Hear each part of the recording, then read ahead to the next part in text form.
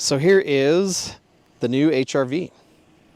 And as you can see, it's such a nice improvement over the last generation. Oh my goodness. I think it looks pretty cool. It's got a little growly face going on. Even this thing is not aggressive. It looks cool, and I like the paint. I like the LED lights. I like the running lights. The cameras are great. The tech works well. It's comfortable. It's got a nice shape. I mean, if you don't want to go fully into like the CRV land, which can keep getting larger, I think the HRV is going to be a pretty cool option for you.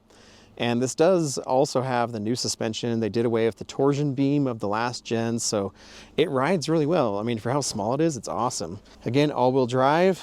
There's the storage, which isn't bad. I mean, you do have the slope, you know, from the hatch, which kind of maybe cuts down on it a little bit, but overall, and you've got some under storage here, which is pretty cool. You're gonna have plenty of space back here, especially if you fold down the seats. You're gonna have lots there to work with. All right, so here's the back seat. You can see decent amount of space, almost flat floor. Ignore the car seat that's been banged up a little bit, but you know, overall, it's really not bad, even for kids. Coming into the front, small door pockets. You got enough for a bottle there, a little bit more. Cool little, I like that curved opening. I love this tunnel pass through, perfect for sunglasses or other things. The only thing I will say that's weird, and the slight knock, I mean, it's not a deal breaker at all, is the gear shifter does stick up quite a bit. I bumped it a number of times trying to get, you know, my drink or whatever. There you have it, and there's those great seats. Besides, like I said, right back here, gets pretty firm. Other than that, it's comfortable, guys. All right, so starting off in the 2023 Honda HRV EX. This is wonderful. Here we go. Pedal to the metal. It's not fast. No, there's not much power here. 158 horsepower, 138 pound-feet of torque, which makes it one of the pokiest cars I've driven in a while. It kind of reminds me of the Corolla Cross. So driving the HRV, this is a great place to spend time. It handles really well. It's a huge improvement over the last generation. It sits down a little bit lower than the last generation, but compared to a Civic, which this is based on, you're sitting up a little bit higher.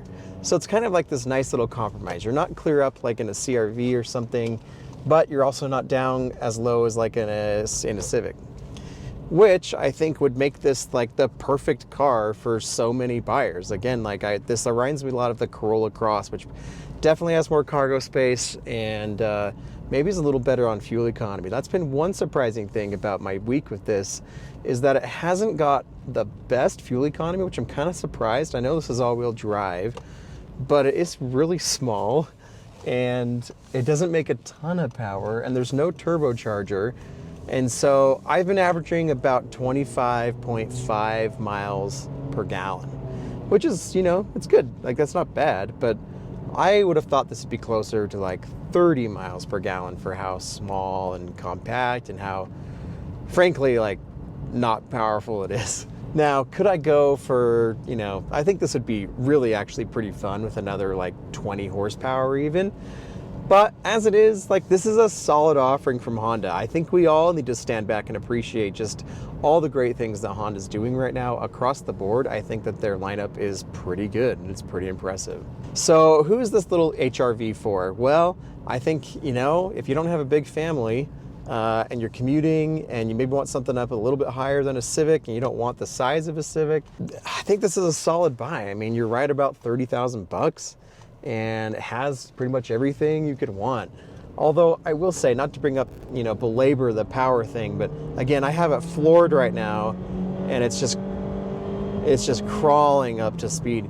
I was trying to pass a semi earlier on the freeway and it wasn't scary, but you really kind of have to plan ahead. As far as like the driving in the interior goes, it's a really nice place to spend time. Like, these heated seats are wonderful. The seats themselves are very comfortable and supportive. I don't think they're as good as the seats in the Civic.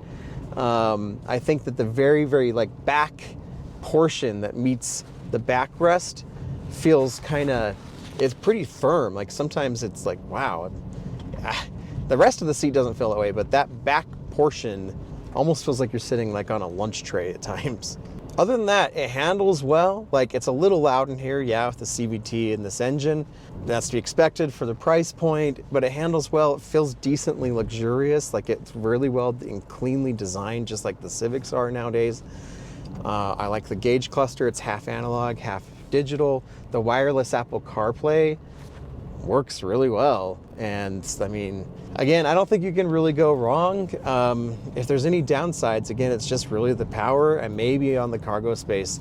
But even rear seat space, like you can fit 2 adults back there just fine.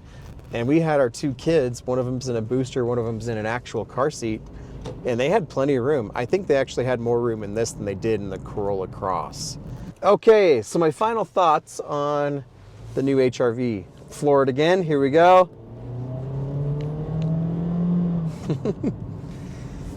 Yeah, you're not gonna buy this to really have fun or to go fast in. You're gonna buy it because it just makes sense. And it's a practical car, it's pretty comfortable, there's a decent amount of space for how small and compact it is, good features, good tech, all the Honda stuff. I've been saying this about the Civics especially, but I think this goes as well for here in the HR-V. The new Honda stuff is just so cool. Like, no, we're never going to have the glory days of, you know, the 90s or late 80s, 90s, and early 2000s of Honda.